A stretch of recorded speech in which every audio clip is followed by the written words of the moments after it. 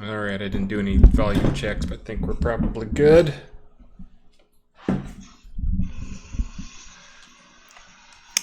Hold on there, I haven't got the raffle thing up yet.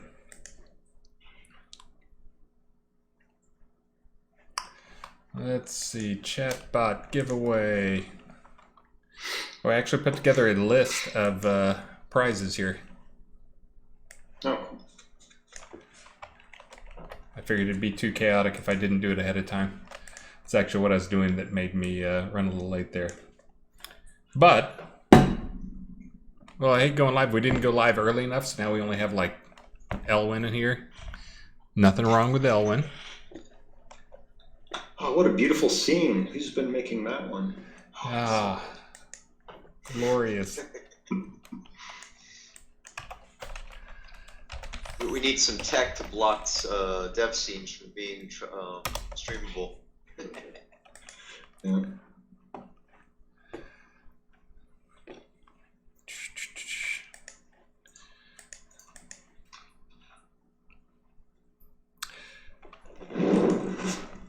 All right. Oh, I guess I should look at this thing too. Let's see where we're at on that. All right, let me go over here and check.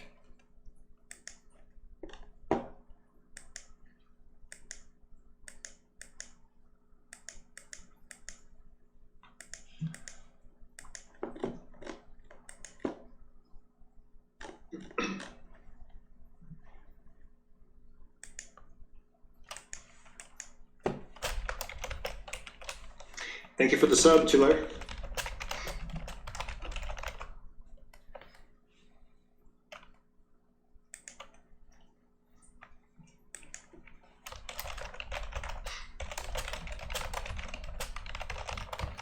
Okay, we're just getting ready here. Be patient with us out there. Thank you for the sub there, Keymans of 4. And don't even think about getting the a hype train is close. No, stop the hype train. How do I stop the hype train? Nobody do anything. Wait, you gotta wait until people are on. No, don't do the hype train yet, guys. Wait until there's more people here, else you're gonna have to carry it yourself. Oh, and there it goes. Oh, how do I? Is there a way to cancel it? Oh, now look, there's like 25 people on because we started the stream late, and the hype train's already underway. Well, we've got plenty of prizes we're gonna be giving out today. Okay, so I guess we're ready to begin here. We are only 3 minutes late, but welcome to another post-release stream for Shroud of the Avatar. Today, I have with me, let's see if I can get this right. I have with me Elgarion up there. Hello. Everybody knows what you do, but tons and tons and tons of community stuff. manager, do decorations and crafting, that kind of stuff. Lots of this type thing. All sorts of things. Man, they're being generous today with the hype train stuff. That's good. Oh, yeah. I think that's your responsibility. You guys started it before other people were on, so it's up to you to get at least one level on it. And I'll thank all those people towards the end. And then going the other way up here, we have, oh, poking you in the belly button. Beep, beep. We have Ravalox. Yeah, Ravalox, I work on bugs and world building and the dungeon rooms and stuff like that. See if I can get my volume to the right level there. Let's see. Test. Okay, I think that's probably better. You guys should be at a better volume now, too. And I am Chris Atos Spears, although right now I'm usually in game as Chompers just so I can stay anonymous, which is who I'm on right now. So, and sad, but you cannot friend Chompers. I will reject your friend request. It's not because I don't love you. I love you all very dearly. But I try to not accept any friends because just to make sure I don't accidentally get people spying on me or whatever. I can go GM Ghost, of course. But if I'm on your friends list, I think there still might be a way or two that you can track me down, which is why I don't keep people on my friends list. So, and again, track you down with my Fendora's tablet of finding. I think that actually may still work on devs. Has anyone verified that? See if I'm on.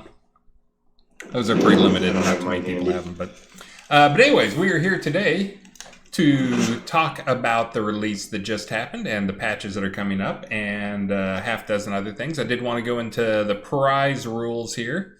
Again, still people filtering in. But we are going to be trying something different today. This may be a one-time only thing, but I was feeling generous and we were having a sale going on. So I thought I would throw out a new thing, which is people who buy stuff. I will be doing extra giveaways for every 10K crown bundle purchased during the stream.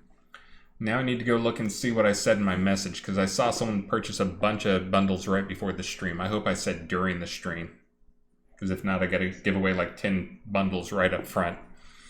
I think somebody's probably upgrading to their city or something. So, but anyways, we will be doing those extra. You still have the other way of doing things, which is in game, saying the phrase that is going around all over the place. Let's see, and I'll get to your question here in a second, Spinock.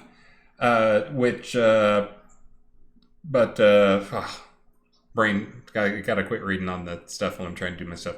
But anyways, we'll have the normal one, which is you say the phrase in-game or buy something in the store, in the web store, not in the in-game store, and that'll get you auto-entered. You don't have to enter anything for it, and we'll be doing a drawing on those. We're going to save those for the end just because they're time-consuming to do.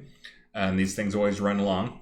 But we're also trying something else, which is for every 10K bundle purchase, I'm going to be giving away prizes. I have a list of prizes here. I'll read you the first 5, which is a Jack-O-Lantern Mask 2015, a Jack-O-Lantern Mask 2016, Dungeon Prison Set, Kobold, Ramsur Spear, and Deed Row Pot Tax. I will tell you that every 5 is a deed to a lot. That increases, so 5 is a row, 10 is a village, 15 is a town, 20 is a city. So I have no idea how this will work or if we'll get anywhere near that, but I thought I'd go ahead and put that up there. And they purchased the $80 Kodo packs. That's the if 10 they, yeah, the 750 ones. Yeah, the 10 750 ones. And again, I'll have to go check to see if I said during the stream. Hopefully I said during the stream, because if not, I think I have to do like 10 right away here at the start. But we will see here in a bit.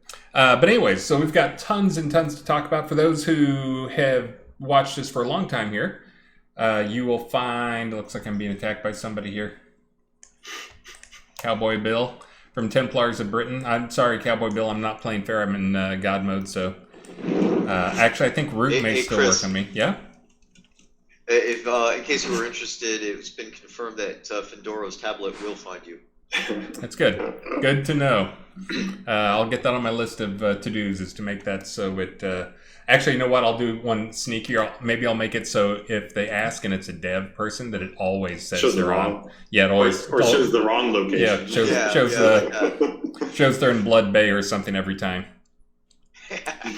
Let's see. So we got, let's see, that was the problem there. You started the hype train right off the bat. I got to go make that so it's tougher to get the hype train going. I think there's a way to adjust that in the Steam settings. I'll make it tougher because I think it's actually in your benefit, because then more people are on and, you know, it takes longer and you don't do it right off the bat when there's only 20 people on or whatever. We're up to 60 now, so that means we'll be doing 3 prizings at the end. But again... the raffle goodness, let me go ahead and get that started there now that I've described it. Let's see, open giveaway, there you go. And for the raffle, all you gotta do is type raffle. You do have to have followed this stream. You don't have to be a subscriber though. So no prize to enter. We try to obey. That's one of those silly raffle, like actual raffle things, is we can't require you to purchase anything for any of this stuff, any random giveaway. We can let you guys, however, be generous, purchase something, and then we do giveaways just at random to anybody, whether they bought something or not. So that is what we are doing today. And again, Jack-O-Lantern Mask 2015 is item number 1.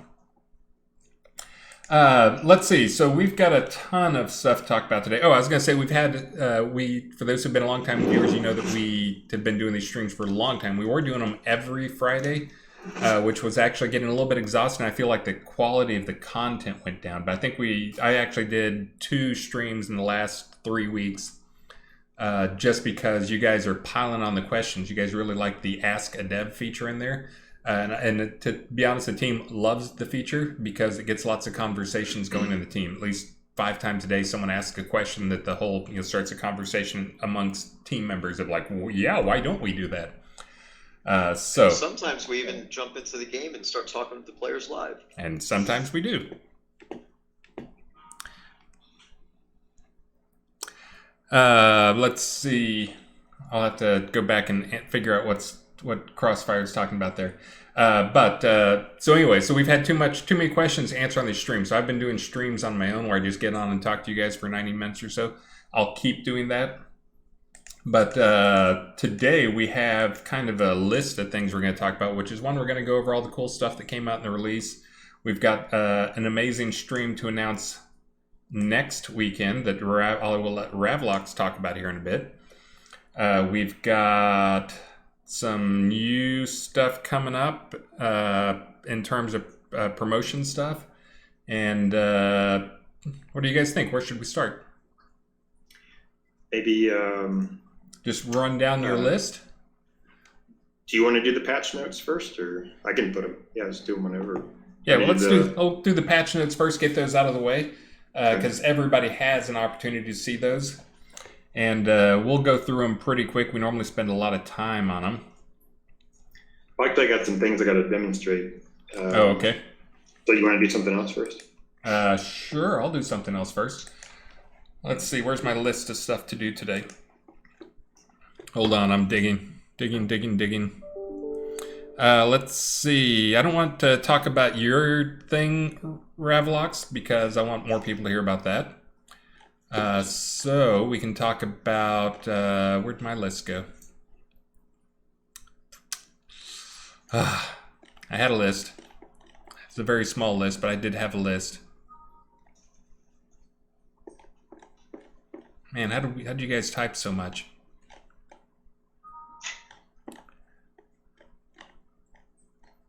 All right, I lost it completely. So we've got lots of stuff to talk about on the list. I did want to, you'll notice on the giveaway stuff I'm giving out, there's a lot of stuff in there that is, there's a bunch of inky NPCs on there. There's a lot of dungeon stuff as we continue to move forward and try to expand that stuff. I'm hearing inky stuff failed. So I can tell you from my testing, one of the things I saw was the inky editor didn't seem to like external functions of any type. I'm not sure what in particular you're talking about, Crossfire Bugseye, but it did work. All the stuff I tried did work. I was able to serialize out variables and load variables, and I was also able to load play emotes on humanoids, and verified some of the variables that are in there were working. Now, some of that stuff is not clear, and maybe we need to just do a stream completely on like inky stuff. That sounds good. Because it sounds like Crossfire, you couldn't get the script to work. I'm curious which part. So again, if you put it in the editor, and it will not show you in the inky editor. It works in game, which is the one thing I've got to figure out. The inky editor doesn't seem to respect external variables. So you do it in the inky editor, and it stops showing up on the right hand side. Now maybe you can figure out what's going on with that, and that's just something I had wrong in the syntax of how I was doing it. But it all did work in game, so I would say go try that. Even though the inky editor stops showing you the play stuff, you can set up stuff and then insert those after the fact. And I will try to figure that out. I didn't have time to dig into that too much. I did verify it all works though. I did test it on my own script, and that script I sent you was only a partial script. That was actually a script I pulled from the forums that somebody posted up there. So maybe the next step is to get you guys set up is for me to put together a sample inky script that demonstrates all the features so you guys can go check it out. I can tell you that one bug that I am aware of that is going to take some more work to get going on the inky stuff is the emotes work, but back to the wacky world that we're in, the emotes will only work if the owner of the lot is in the town. So if you're in the town, it works fine, and it works fine when you test it. Isn't that great? But if you're not in the town, the owner's not in the town, then the emotes won't play on the guy. It won't error out or anything, it just won't play. But all the other stuff should work fine. All the variables should be hooked up and should be working. And again, for those who don't know how those variables work, you actually have to declare a variable with the exact name that's listed. I think I actually listed them in the patch notes. You have to declare that variable equals like a blank string or 0 or something. And then at runtime, it gets set by the ink stuff. But if you don't have that variable declared, it won't get set. So you have to have that variable declared at the top. Again, it sounds like you guys have seen one of the samples I had. But that if you declare it at the top, that stuff will work and those variables will get set. So, but Crossfire Bug Site sounds like I need to get together and get a full script that demonstrates all that stuff for you. So that'll probably be the next step. But it does work. That stuff is in there. You should be able to serialize, save out variables. But next time. That sounds like a good midweek stream for me to do next week, because I can't do it next Friday because we have some people who will be joining us that we can't reschedule. Let's see, and I see Zia saying, is there a limit on number of NPCs? Not all seem to load in my dungeon. I'm not aware of any limit on the NPCs in the dungeons, but I have also not tested. If there is something, it should be pretty artificial in terms of like, maybe we have some old limit that I'm not aware of that I can go in and change the number on. I don't think there's a technical limit for it. We do intelligently send all that data over, so it shouldn't, it's not like it's an overflow or something like that. Obviously, you guys have probably seen some of the, like a castle lot with 20,000 deco items on them. So we do handle lots and lots of those things. But how are we doing? You ready? Did I stall long enough? We're ready to go over a list? Oh yeah, I'm ready. Okay. Let us do it. Okay. So guys, yeah, R95. Welcome. The fantastic release. Lots of new stuff came your way. Here's a link to what I'll be just kind of scanning through as we talk, and then I'll do a screen share and demonstrate some of the new concepts like the platforms and whatnot.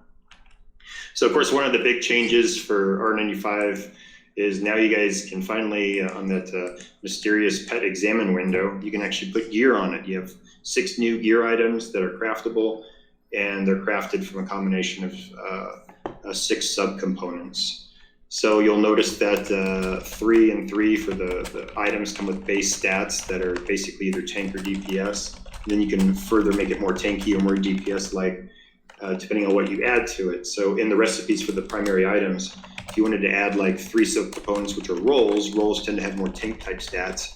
You can also put a strip subcomponent and flesh out the item that way, or you can reverse it and do 3 strips on the DPS type ones, and then 1 roll to add a tanking subcomponent. So essentially, each one you have 4 subcomponents, and if it's to summarize, a tank type pet gear item, you'll have room for 3 rolls, which are tank subcomponents, and then room for 1 DPS subcomponent. And then flip that, if it's a DPS equipment item for the pet, you have room for 3 strips, which are DPS subcomponents, and room for 1 tank type subcomponent. And that system is going to continue to flesh out, and more subcomponents obviously will be added, more stats will be added. Devil Cult's already given me a bunch of stats called Slayer stats, meaning like more damage versus elves, or more damage versus demons and satyr, that kind of stuff.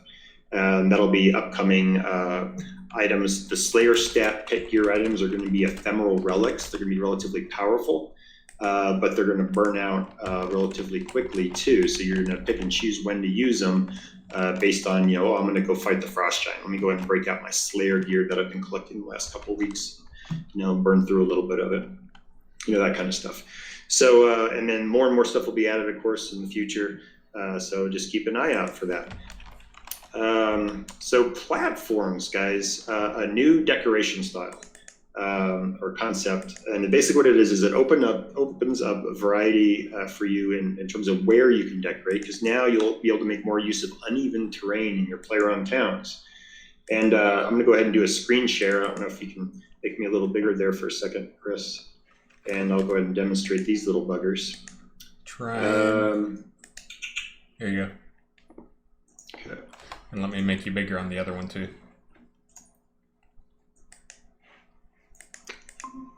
The chat wants to know why you're staring at the house on the hill in the distance. Maybe it's your childhood house that burned down or something. Is that why there's no inside? There we go.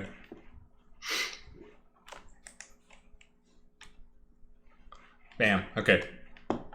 Okay, so I think they're still seeing my face is big, but the screen is small.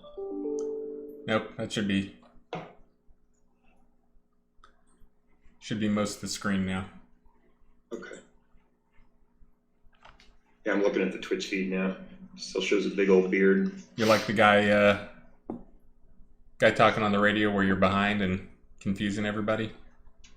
Talking to the radio people while they're on the radio, listening to themselves. All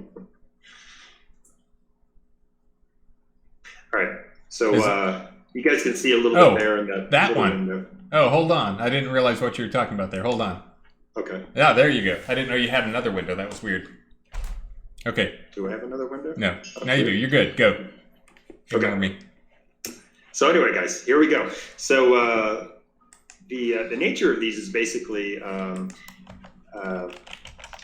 they have special collision on them. Let me start off with a small one.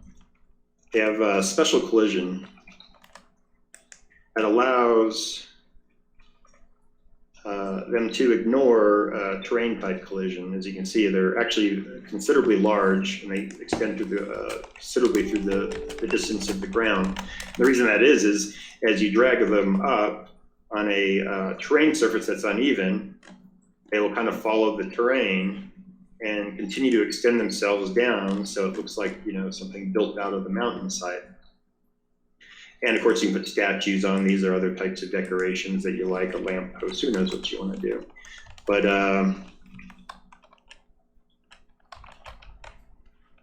in here.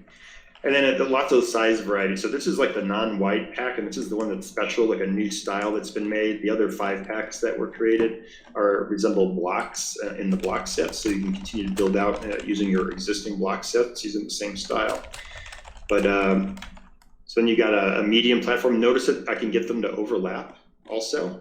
Once you cross the center point, they won't allow you to do it, but you can do some pretty creative design with this, but always keep in mind it's gonna be following the terrain. So if you're trying to decorate on an area of terrain that juts out a little bit more on one side and the other and trying to do something symmetrical, you may want to recenter yourself because it'll be hard to get everything in the same elevation.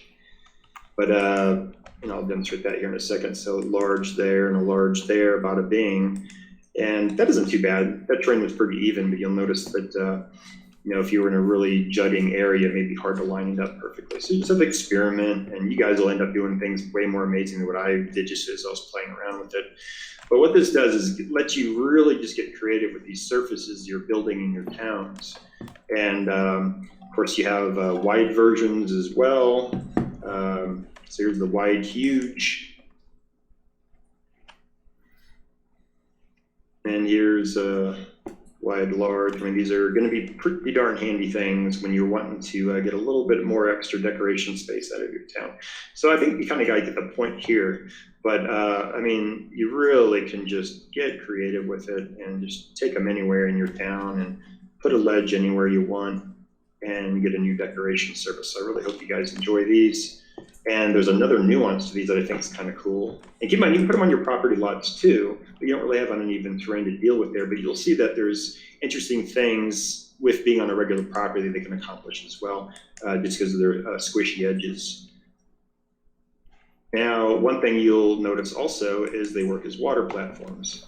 So you can do a large variety of different things in the water. And of course, it extends, you know, under the ground and under the water as well.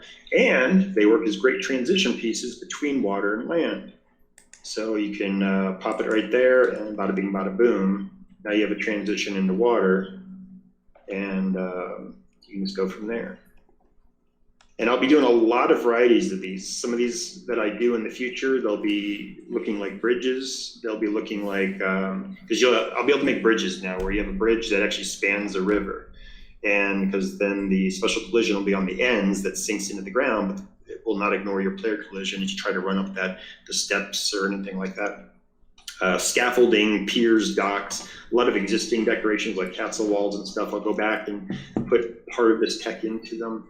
Not all of it. It's not going to be like some crazy platform concept that extends so crazy, but you'll be able to put it on more uneven terrain. It won't have to be like ultra flat. It'll be a little bit less even. It'll be flat. And for the stone block ones, it's the same concept, but you'll notice something a little different about the stone block ones. So here's a small one, and they're actually raised up to the old blocks. So this new stone block, new stone platform is raised up kind of high. And if you'll notice that the block ones, they're actually raised down, they're pretty low. And what that allowed me to do too is when you push them up into the walls or the cliff faces, you're more commonly going to be able to get a blend on that back surface where it kind of looks like the back side's also coming out of it. That happens more frequently, but I am going to be doing tall versions of these also in coming out in the R96, where there'll be versions of these block ones that are the same height as these stone ones I made. And so all those, this tool tip is killing me. All right, so let's go large.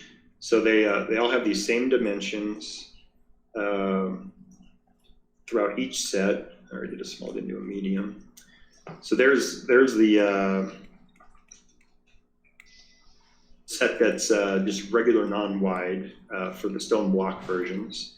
They all have kind of like chiseled edges and stuff, and they have the same features where you can rack and stack them and nest them.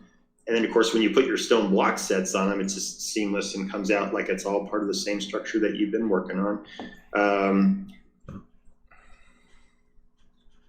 So stuff like that. You guys will end up doing stuff like this, way more creative than what I'm demonstrating right here. I had a picture on the website that just shows like statues tiered up and stuff. I see a lot of potential here for some cool deco themes. And now, go ahead. I was going to say that's also when you asked me for this tech. The other thing that you made me think about was another option, which is I've got the code for it. We didn't have time to set any data.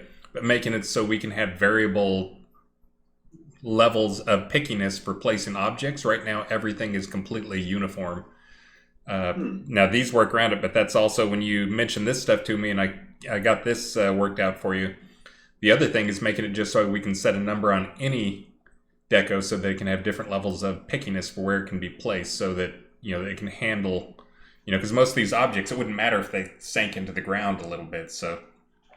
You can look forward to that one on the next one. That's like just going to be a lot of data. Have to be set to be ground only, where you don't have like a floor beneath it. And that's why you'll notice, hey, I can't put this on the second floor of my house and things like that. I think I set them currently, first iteration, exterior bottom floor,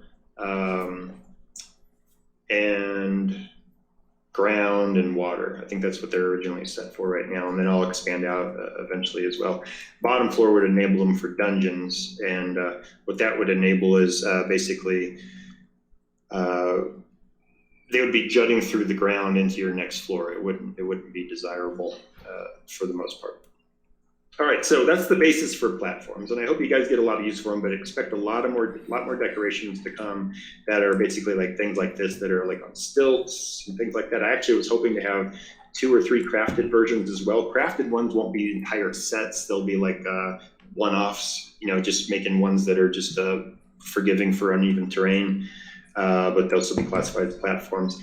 And when it comes to the existing Codestore block sets, the ones that I did are probably the only ones I'm going to do. The other ones didn't look very good at all. Though the original block sets that look very cubish, like a collection of cubes, I'll probably make some new pieces for those that have squishy bottom edges, just for the purpose of being like a little mini platform for those as well, if you want to build those out of the ground as well. but it won't be a full set like these just because they didn't look very good at all, and all these different size ranges. All right, so next up, playing off of this concept, and I won't demonstrate necessarily the foundations concept, but further on in the release notes, you'll notice I mentioned something called foundations. And foundations really, it's just a platform, but what's it going to have on it? It's going to have a lot marker right on top. So, and then of course you'll have stairs come down or a ladder coming down, all that kind of stuff. So you'll be able to place a property marker anywhere in your property as long as the platform or the foundation allows it to be placed. It'll be not as forgiving for uneven terrain that these are, but it will be pretty darn forgiving because you'll still have to be able to reveal all 4 corners of the platform for it to be functional. But other than that, you'll be able to put houses anywhere that they're placeable at. So I think you guys can kind of visualize what that's going to be. But now let's look at the floating island concept and head on over here.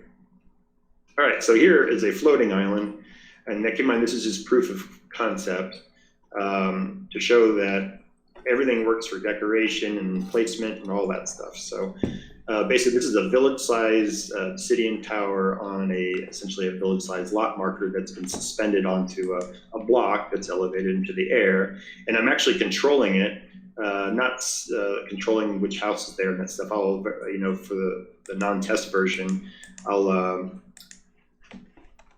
the lot marker is going to be down here on the ground, or something similar to a lot marker. A lot of people find lot markers kind of ugly and annoying looking, so possibly it'll be something else. It could even be like a decoration indicator that isn't even visible unless you turn decoration indicators on, and that way it is literally just the island. But there is going to be some functionality for these that probably lean towards needing to have something on the ground, and that's because they're going to incorporate signpost technology. So all your signposts that allow you to, Player on Town is going to put these all over the Player on Town, designate names for them, and then all your signposts, you go up to a signpost, so you can essentially teleport to the other signpost. Well, you can therefore also name your floating island. It will show up in your signpost list, and then people will just be able to teleport to all your various floating islands you put in your town. I'm probably going to stop with town size initially. I might stretch into city, but they get absurdly big. I mean, you'll have people living in entire shadow. I never see light of day if we put keeping castle ones up there. But it doesn't mean I'm not going to do them, or we won't do them.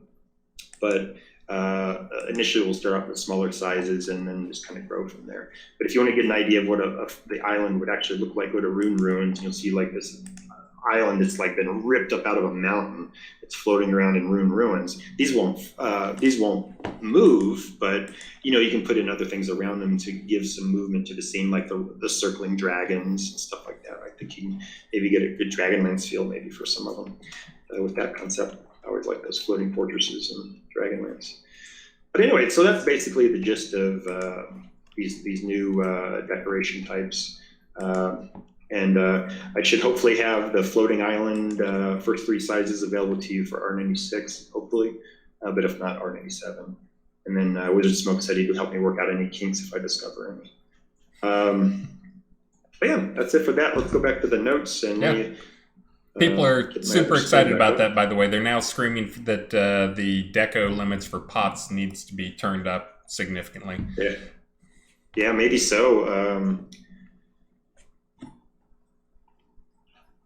Let's see here. And then also another one, wax cylinder limits too, because we have all those new wax cylinders that they can put into their soundtrack for their towns. And I'll say that right now we have 6 raffles that I have to do when you're done going over the list, but we'll wait until you're done going over the list. Oh, okay. So. All right, so that was platforms, and again, I'm kind of just leafing through these notes right here in the monthly release notes that just came out yesterday. All right, so lava pools. Actually, back to the screen share. I'm going to demonstrate those too. Forgot about that. Chris is like, oh, I just set it back. All right. By the way, I think while you were talking there, I typed it in on chat, but I think I found the limit that's blocking pets and turned it up to 20. We'll see if that fixes it for the next patch. All right, that sounds good. So lava pool decorations, guys, they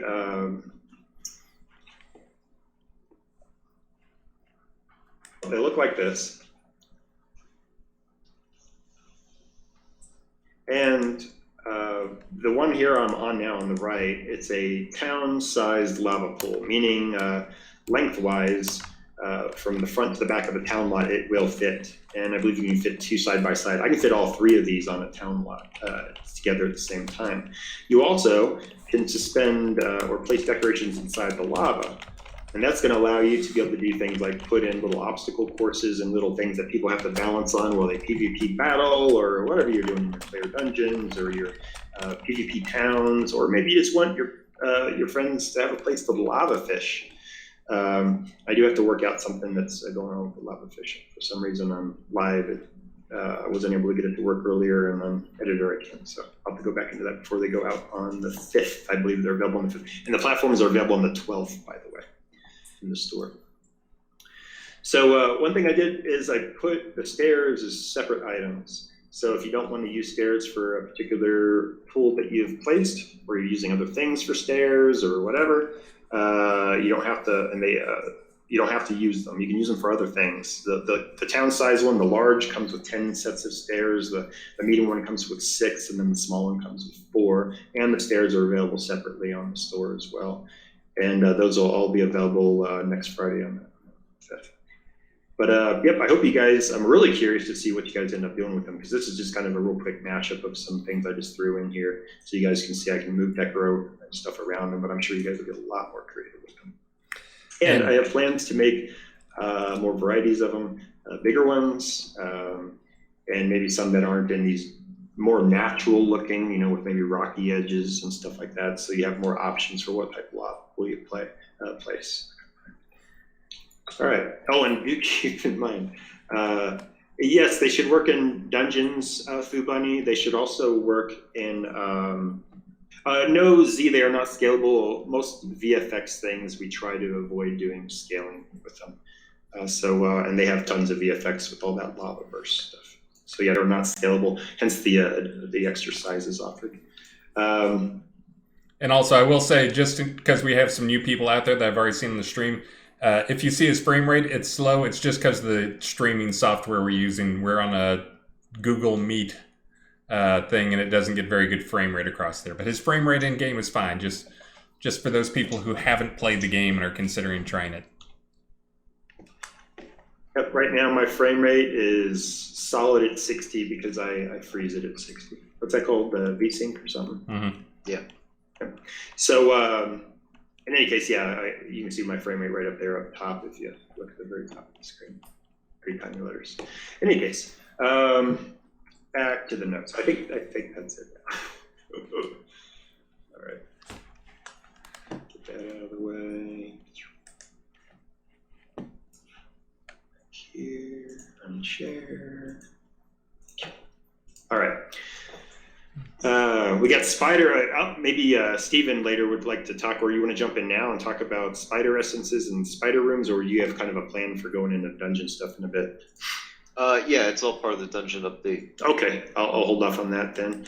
And then we got lots of new conversationalist updates where you got tons more functions to put into your Inky programming to program your conversationalists in game. And conversations basically are an NPC you can place on your property or your town, and you can customize the dialogue with them. We have a lot of player creativity concepts in this game, such as conversationalist or book writing or paper document writing, or even in-game music, different varieties. You can play your own instruments or use like wax cylinders and phonograph. I mean, it's just crazy how many creativity concepts we have. And conversationalists are huge for this because it's basically how you can tell a story to people visiting your player-created dungeons or your player-owned towns, or even your properties and your basements, and let people know what's up. Or maybe you just want them to communicate what's on your merchants and vendors and stuff. So, let's see here.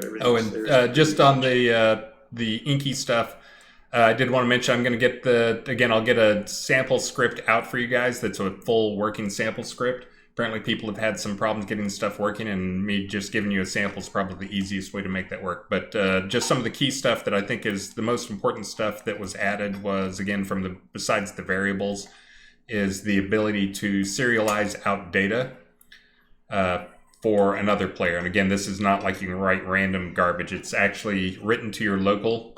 We don't trust you guys quite enough to let you serialize to our server. So this will only work on as long as you're playing on the same PC. But it does let you do things like have it so you can go talk to one PC, and that PC, depending on how you answer, can write something out, save something out on your computer.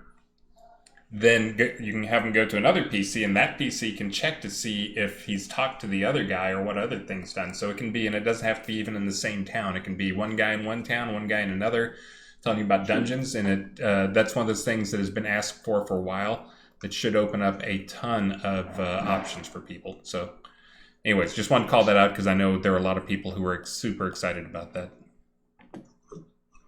Okay.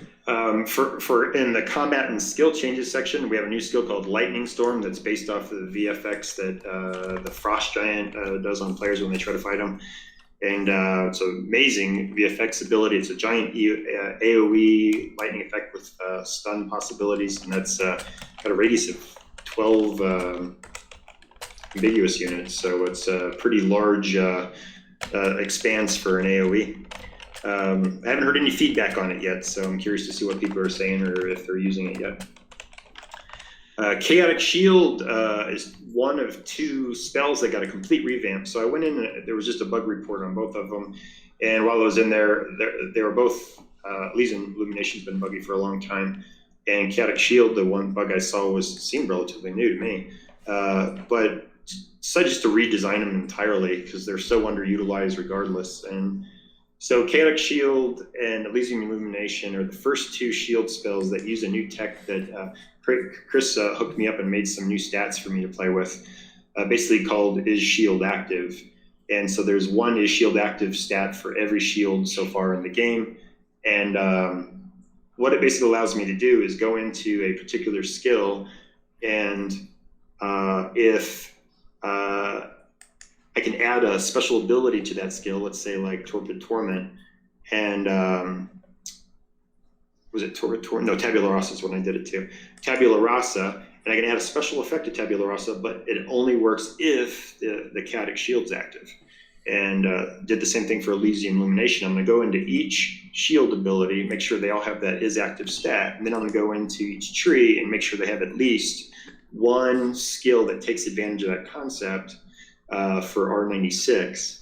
And so we just have the first two available for you right now. And eventually I like to get into playing with concepts like even having is active checks for things outside of the same skill tree. Like if you have immolation active, what could that possibly do if you're using certain skills in other trees? That's down the road stuff, but it does open up options for maybe, he's got immolation up and he just used a archery ability. I wonder if that could turn it into a flaming arrow. I don't know. So yeah, lots of options there that are opening up. Let's see here. So the revamp on Chaotic Shield is basically turning into a chaos magic only kind of feel, because it's benefiting all different things like Chaos Bolt and Torpid Torment, Confusion. Lots of confusion resistance has been added to it. And also Tabula Rasa gets some really good boosts. And then Elysium Illumination's been redesigned, same concept, it's been converted into a shield spell though. So you'll only be able to have it up if you don't want any other shield spell up. But it's been given quite a bit of love because it's a shield spell now and it's kind of mutually exclusive with the others. You have to pick which shield. You basically, I was able to boost up its power a bit. So it does better heals, does better damage, it does damage to everything, but does extra damage to undead. And it has that is shield active concept, which applies a special ability. So if you're specialized in sun magic and you have Elysium Illumination active, have a little mini blind that is has a chance of proccing when you cast Searing Ray on your target. So yet another example of the is active kind of tech that we're starting to put in all the little things. All right, and Chris, I don't know if you want to talk about the bludgeon. piercing and slashing stuff. Meow. Yeah. This is actually something we've talked about for a while, and this is as we continue to look for ways to make sure to add more balance and make sure people feel valuable in the party. This is something we've always talked about, and I finally made the time to just go and do it because I had a boss that kind of needed it, which the boss is not live. It's the new boss. We don't have him live yet, right? We didn't push... We can say it. We didn't push the Scarecrow. We didn't push out the Scarecrow yet. No, Keith's still working on the Battle Royale. But yeah, so the feature change is basically that we can have it so there's 6 stats, which are basically effectiveness of different types of weapons versus the thing, which the first place it's being used for is on this new boss. The Scarecrow is less susceptible to piercing weapons, and also skeletons are less susceptible to piercing, more susceptible to bludgeon. So that's kind of an old D&D rule type thing, but it also brings a little balance again as we try to make sure that there's people still feel valuable. We don't want to completely destroy people's abilities to play, but this is one of those that gives us ways we can tune things, so we can make it so slimes or whatever, you shoot a slime with an arrow and it doesn't really care. Hit it with the bludgeon, it doesn't care, but you slash it and it cares a lot. That type of thing. Same thing with the skeleton or some of these other types that'll be coming up. But there's cutting, there's puncture, and then there's bludgeon are the 3 main categories. And when I said there were 6 stats, there's actually 6, and that there's 3, 1, 2, 3, which is just for the general effectiveness towards it. Which is, so if like it has a 50% reduction in puncture damage or whatever, that's all damage going towards it. There's 3 more stats that will probably start showing up in some gear at a later date, which are armor effectiveness. Now this is so you can have like chainmail be 50% more effective towards cutting weapons, 50% less effective towards bludgeon weapons. This is one that's kind of a smaller thing. But there are a lot of people out there who really prize their armor and are heavy on the damage resist. So, but anyways, that's in there now. That's live. Again, you should see it on skeletons. I'm trying to think. I did add it. I think I may have given elves a very slight, made them slightly vulnerable to cutting. But I think those are the only 2 things that have it right now. So. But again, that's live now. You'll see more of that get added in later, and that'll just be a stat that you can expect to have different types that have different resistances to those different things, and expect to see some gear that will probably give some bonuses or negative bonuses on those. Cool. We've also got for economy, in the economy section right there at the tail end. Everything else was pretty much just normal type changes, but we've got 2 big ones. One at the end of the player economy rewards and loot changes. That is, subscribers to the rewards program now receive greatly improved results from city and potion effects. I don't know exactly all the ratio changes that you might have put in, Chris, but that's huge. So if you're actually a subscriber and you have an obsidian potion, it's gonna be more powerful, and you can still use it as a non-subscriber, but it won't be as effective. And we'll start doing more and more subscriber effects that are, the obsidian potions have been around for quite some time, that are really just kind of convenience concepts, those type of things. We're not going to try to, sell power with the subscription, but we are going to try to give you a little bit more like easier interface stuff, or maybe some just cool extra concepts for certain consumables and stuff, just like the obsidian potions, where you get maybe some more fun stuff you can do just for being a subscriber, like a little extra effect, maybe like an obsidian potion of transformation, something like that.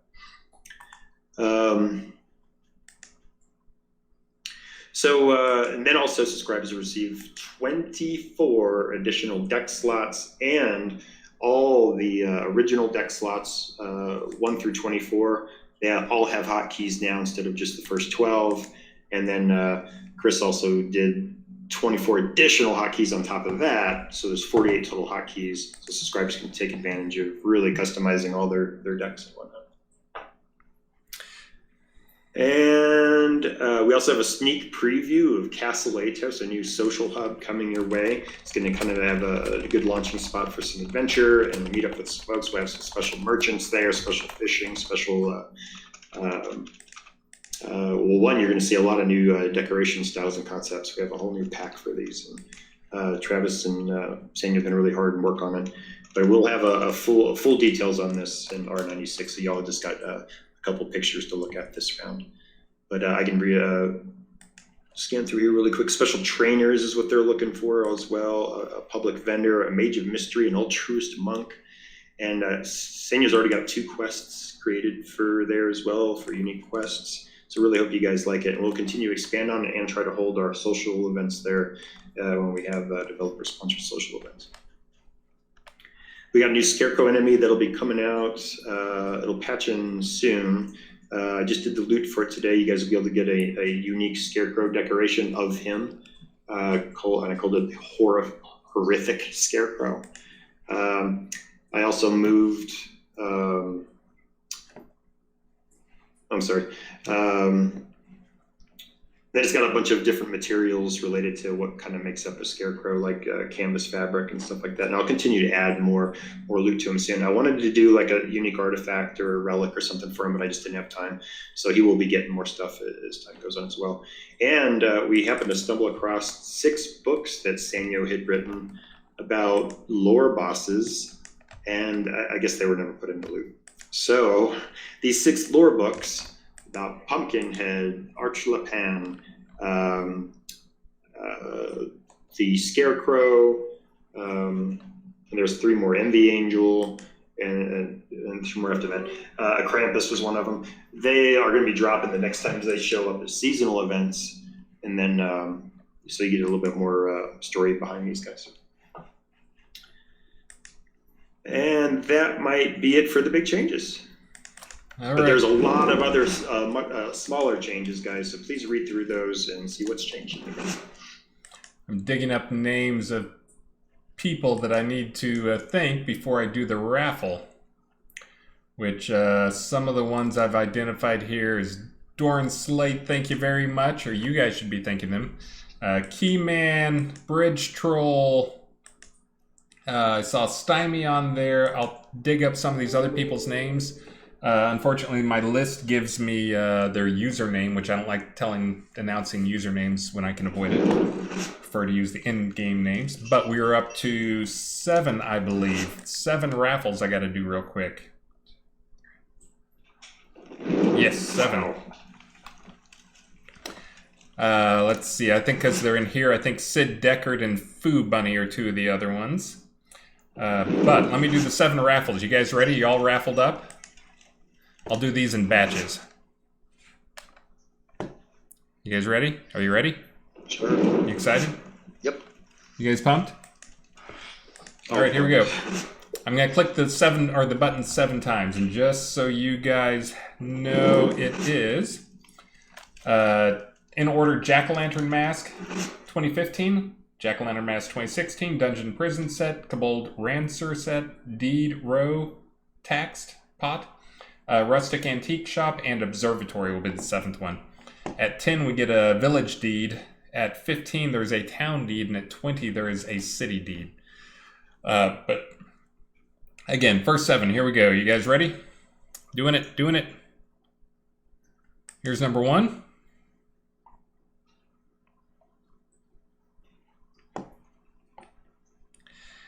J Nord, RP. You are number 1. Here goes number 2.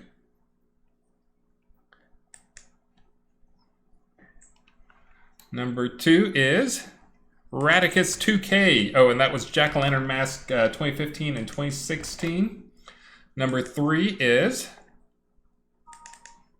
Marmbo. You get a Dungeon Prison set. Number 4 is Samgarian Tizernrind. You get a Kobold Ramsur Spear. For the first deed lot here, the first one is a row. This one goes to Corsevius. Congratulations.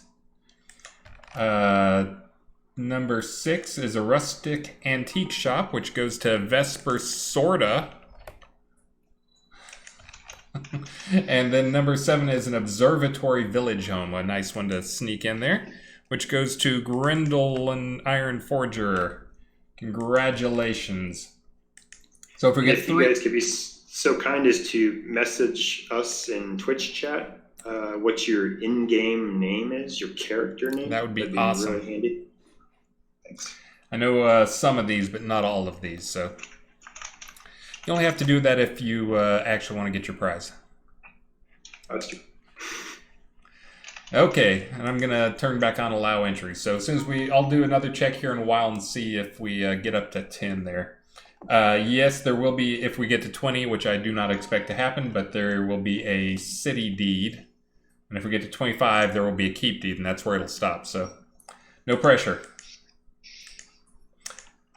All right, are we ready to go on to the next thing? Did you have more stuff you were going to talk about off the list, or did you hit all the high points there? All I got left is contest stuff. Oh, okay. Well, then great. We got plenty of other stuff to talk about here. We're actually at the end of our time, but we're going to go over, of course, as always. I did want to talk about, I had a number of people concerned. I think their concern is waning.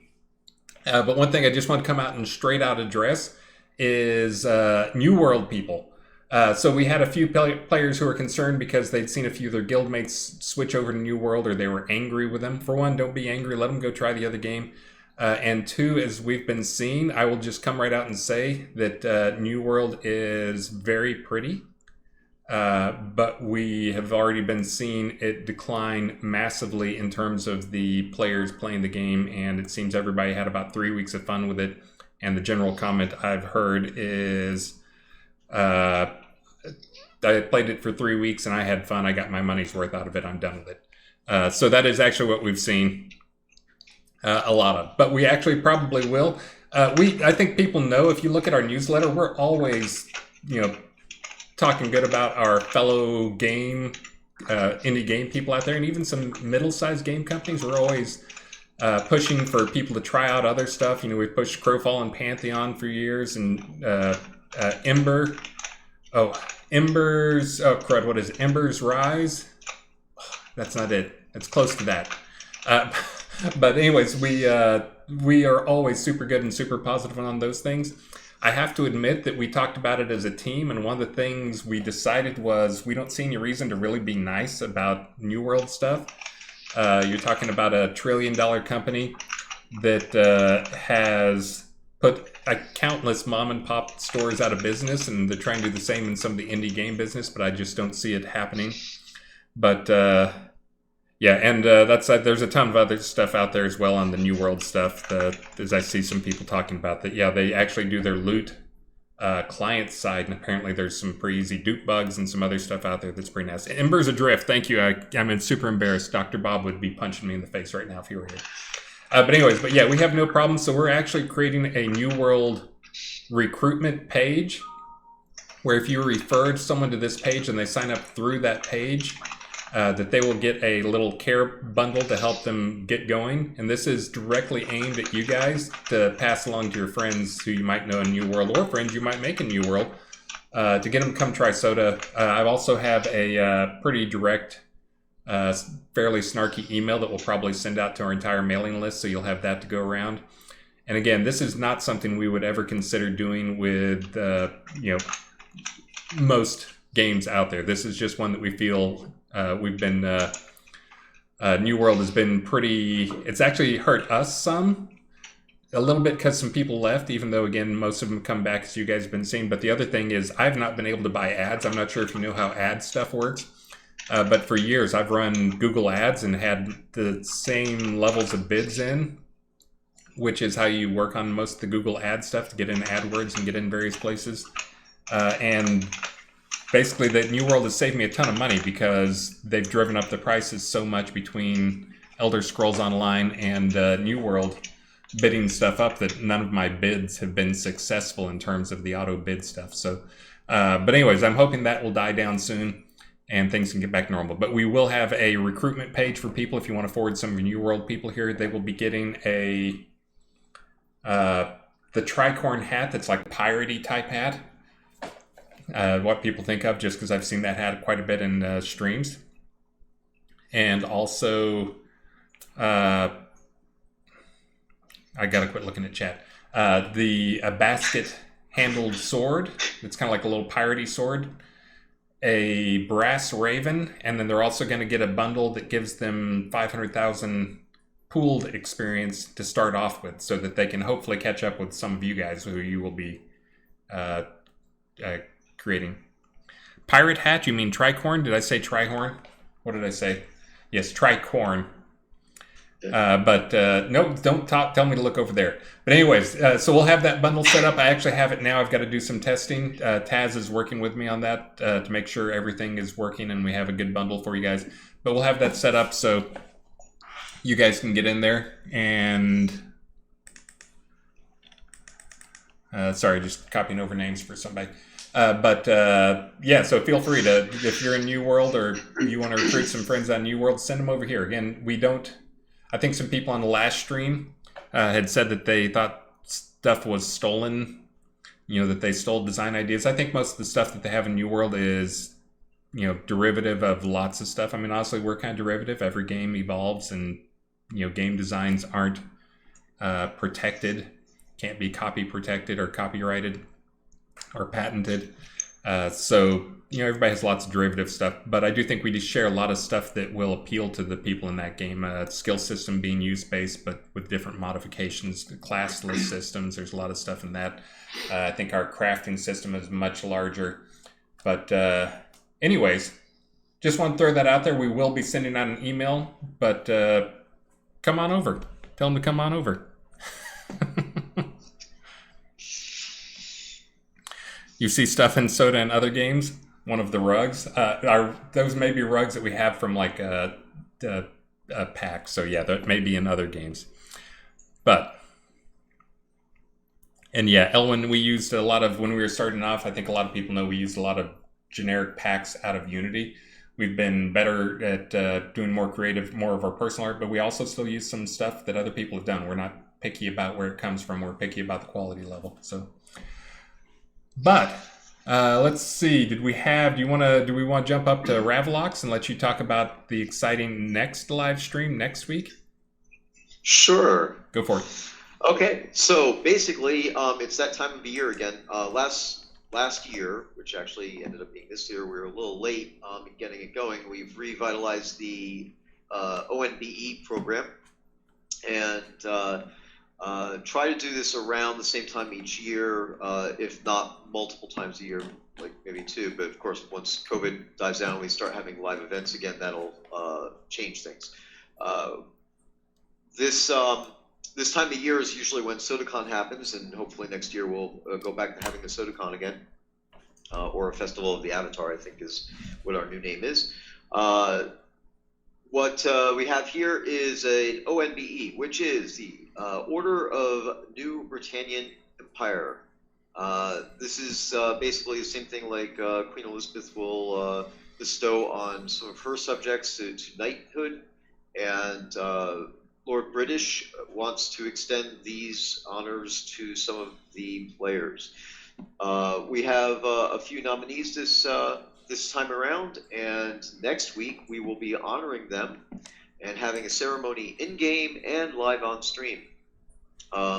Richard and Star, Lord British, and Darkstar will be on hand on the stream next week, as well as in-game at Lady Arabella's castle in central Brittany to award the ONBE medals to the players who have been nominated. Those players are under a shroud of secrecy until the actual event, and tune in and find out who's getting recognized. Awesome. Yeah, excited to be part of that. And actually, I said that'll be the next stream. I will probably end up doing, just because we're not going to have any time to answer Ask a Dev stuff, I will probably do Ask a Dev, get an answer, or get a Atos answer or something. I forget what I'm calling those things now. But I'll probably do one of those streams midweek next week. So maybe on Wednesday I'll do that. Or maybe I'll do it on Tuesday starting at noon, just because that's when our sales are going to end, and I'll just do it and then end the sales when I'm done with the stream. That seems like a good plan. Gotcha. Cool. And just to be clear, it's going to be the 4 p.m. time frame Central on Friday next week.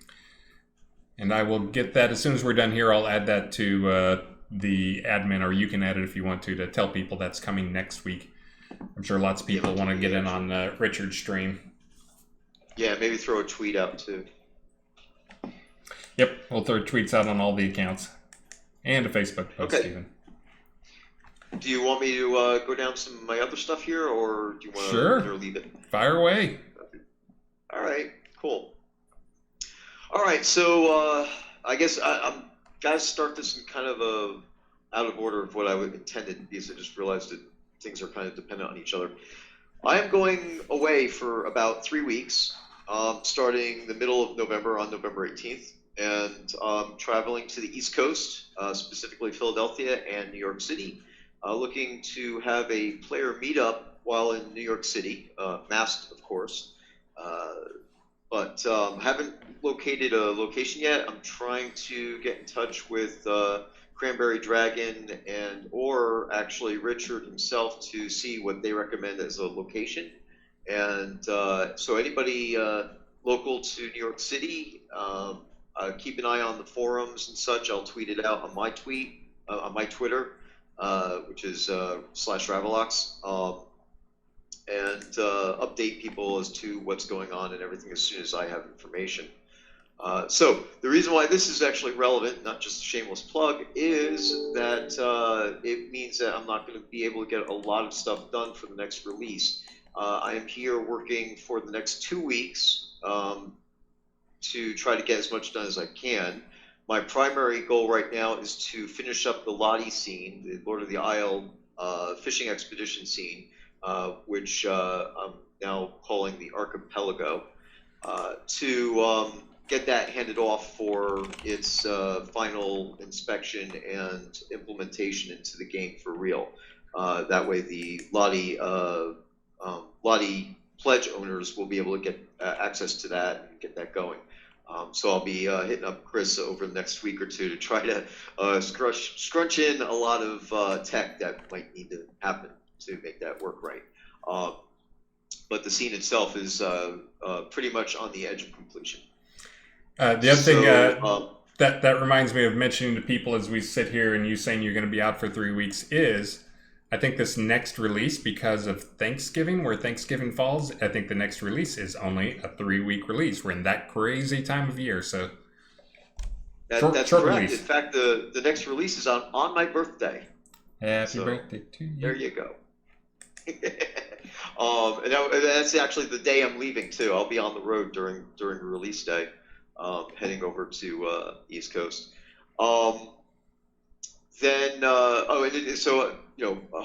Hopefully I'll be able to get the Lottie stuff wrapped up quickly, and then I'll continue on with my dungeon room work. As you guys will have hopefully noticed, I have made some changes and fixes.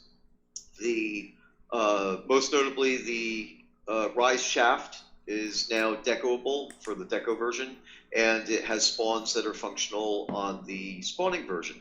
The reason why this is good and interesting, in addition to just the fact that it works now, is the Rise Shaft has elves and trolls in it, and we put together a new configuration so that way you could either put down a troll totem or an elf totem and it will spawn. The way the rooms work, they'll spawn both spawns no matter what you put in, but this way the room can be authorized through a troll totem or an elf totem, so you don't have to work at making a new totem specifically for this. This also will allow flexibility as I go forward to create more mixtures of mobs and add more mobs. As was said before, and apparently in the release notes, although it's not ready yet, we're adding in the spider mobs for the player dungeon room, which of course there is a spider room that's currently technically broken, and that will be fixed. Hoping to get that done before I leave on my trip as well, so that way it'll be on the November 18th release. And going forward, I will add more and more different mobs in, some more variations and twists and things like that. The totems will also start looking like the mobs, not just all looking like a lich. The totem slot or the pillar will advise you directly which totem that you need to put there and things along those lines. So a lot of work there to get that done. Once I get all that done and the bugs that are existing, I have a spreadsheet, thanks to Czar, who collected up all this information a while ago, running down through that list and getting all the bugs sorted out on the rooms. I will be adding new rooms and some new technology and stuff like that to get some more interesting things going on in the player dungeons. So hopefully the first quarter of next year is when you'll start seeing new things going on. I want to spend the rest of this calendar year making sure that all the bugs in the player dungeons are eradicated, as it were. So let's see, I think, yep, that's actually pretty much everything that I have right now. There's other miscellaneous little things that I'm doing, but nobody notices them anyway. So talk to you. Back to you, Chris. All right, let's see. I think we've hit all the high points there. Let me check to see. I think we 7 maybe where you guys stopped there. We had somebody bought a bunch of bundles right before the stream, like an hour before. So I do kind of have it on the list of, or in the description, that we would only give away raffles for people who bought during the stream. I may give away 1 or 2 at the end though. Let me check to see how we're doing here, but I think we're maybe done with the raffles, and it may be time to start the prizings. Yep, a lot of people buying stuff, but not the 10K bundle. So let me start the prizing. Anyone have some stuff they can stall with? Glancing up at Elgarion, you got some fishing stuff up there you can stall while I do this part?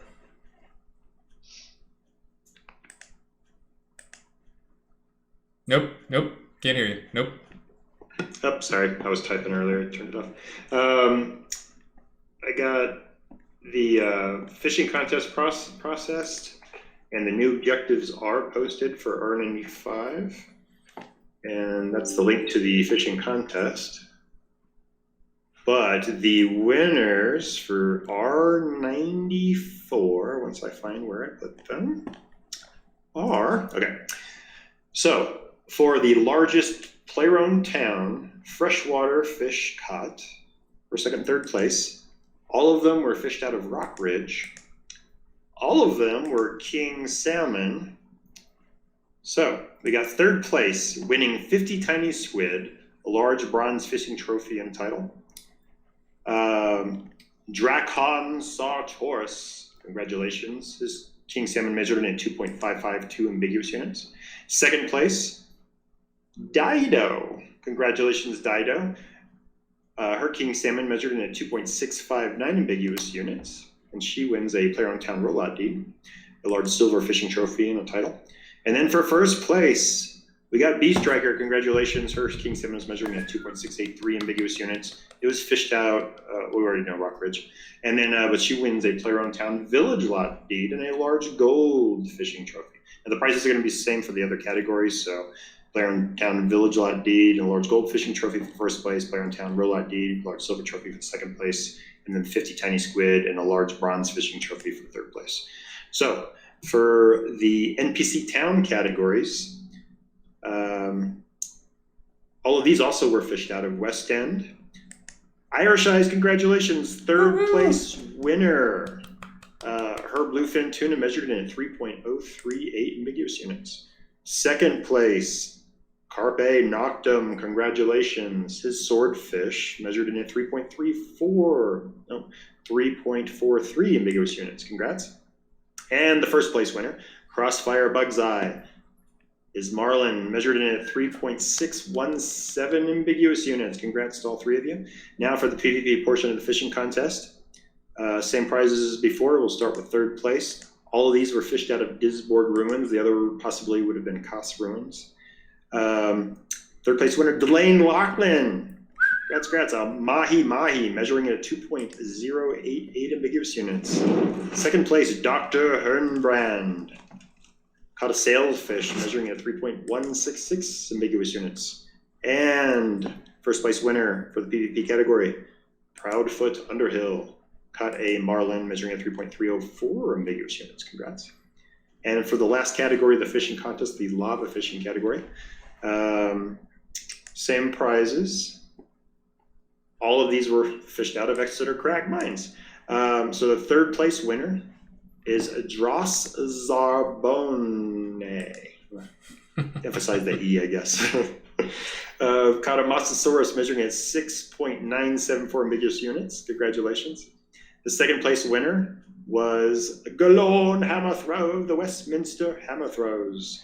He caught a Mosasaurus measuring at 7.505 ambiguous units. Congrats. And then we've got Uthgar Krakenwolf. Caught a Plesiosaurus measuring at 7.518 ambiguous units. Congrats. Now, for the treasure hunting contest, I processed the contest, but I didn't get the new objectives posted yet, and I'll do that on Monday when I get all of these things posted up on the on those forum threads, the winners. And I also didn't get it to the screenshot and the video contest today as well. So all of that will be put off till Monday. But treasure hunting, we do have the results. So here we go. So for the R94 PvP treasure hunting location, that was in Disborg Ruins.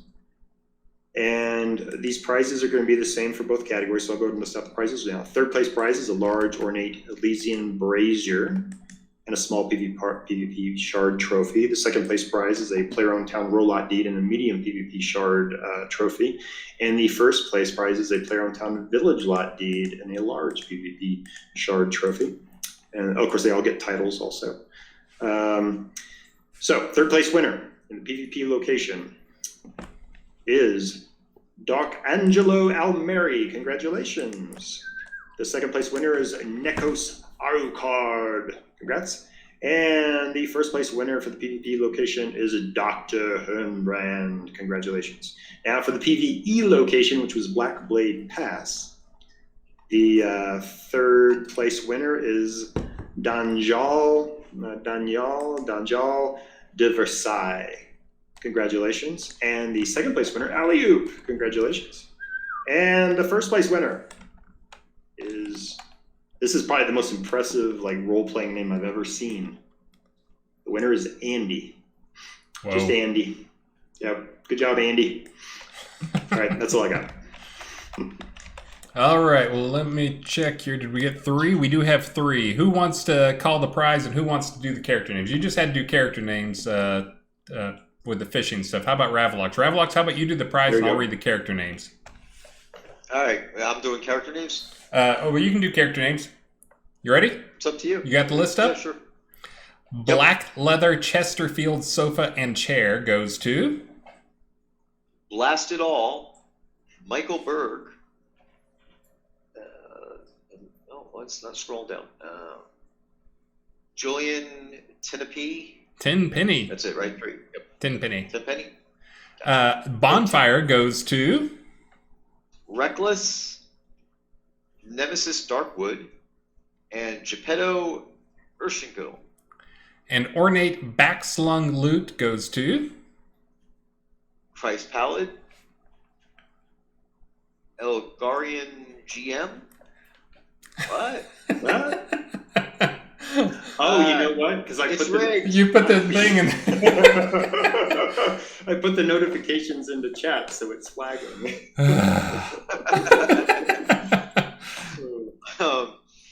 And Poe Dameron.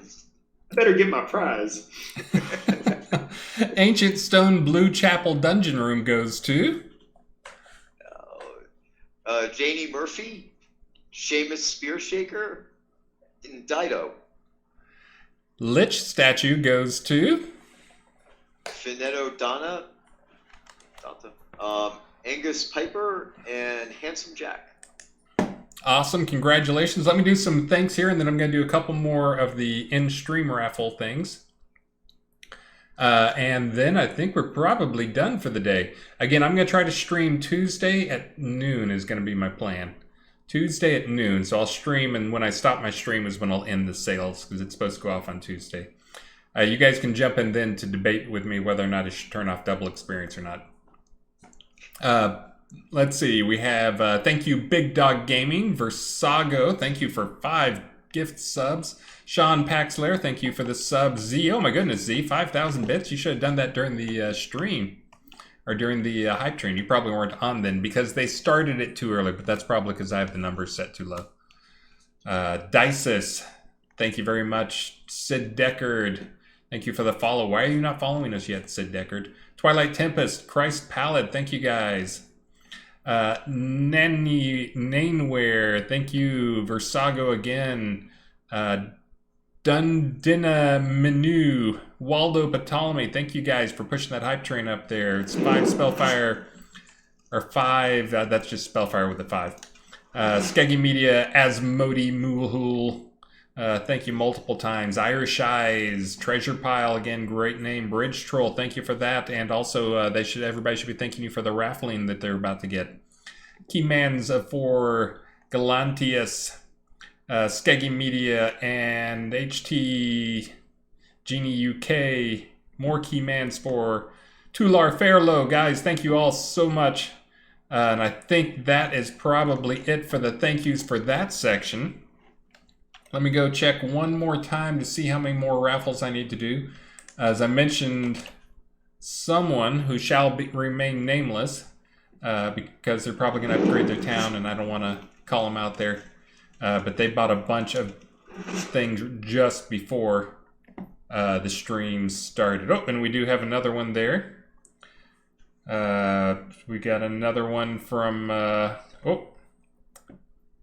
different bridge troll, I believe. But anyways, I'm going to do 3 more raffles here so we can get to that village lot. You guys are ready?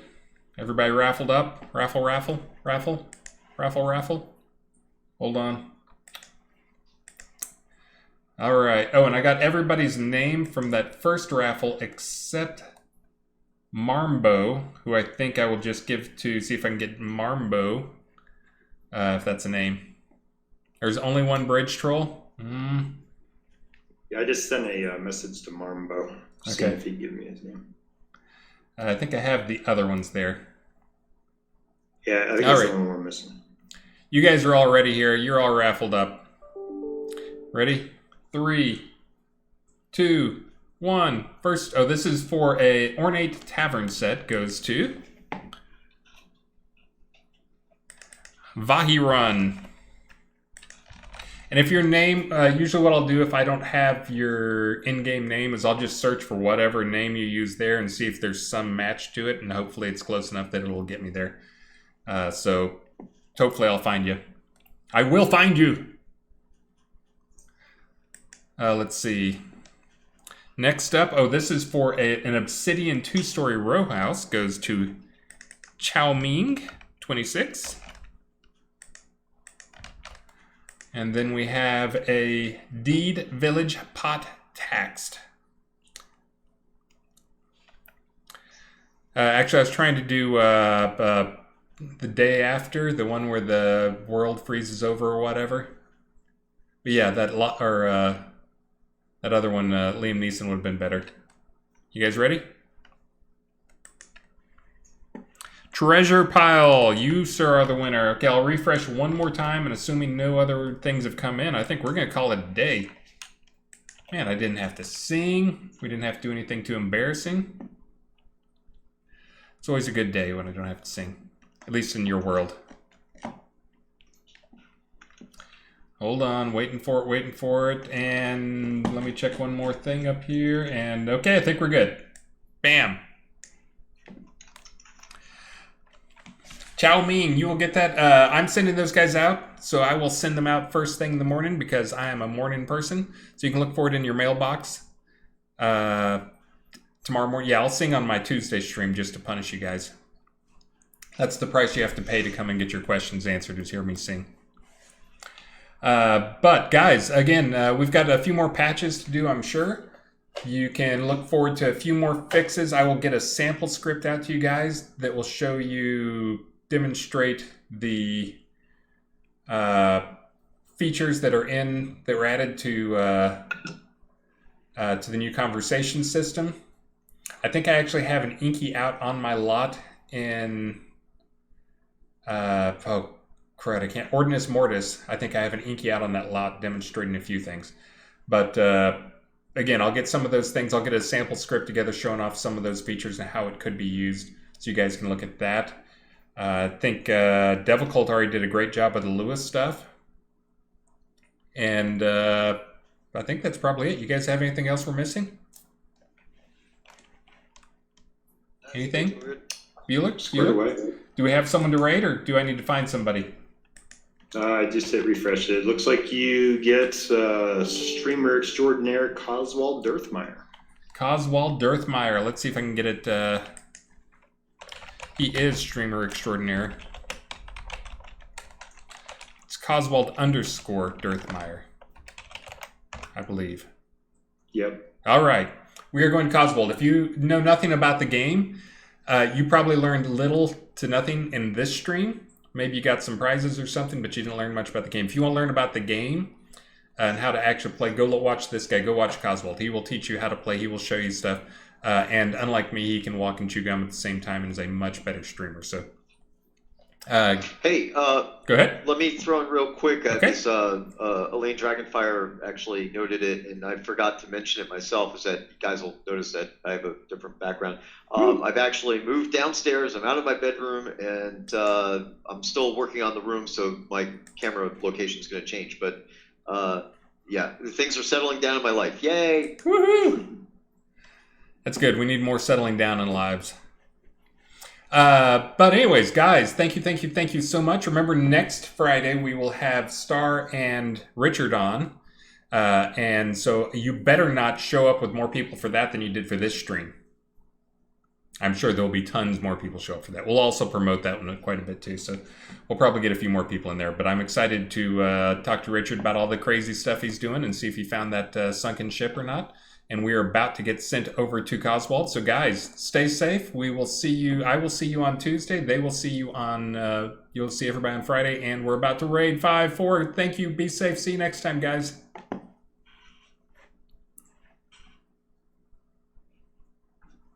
And we're done. And I'm about to end the stream. Bye, people who hang around on the stream for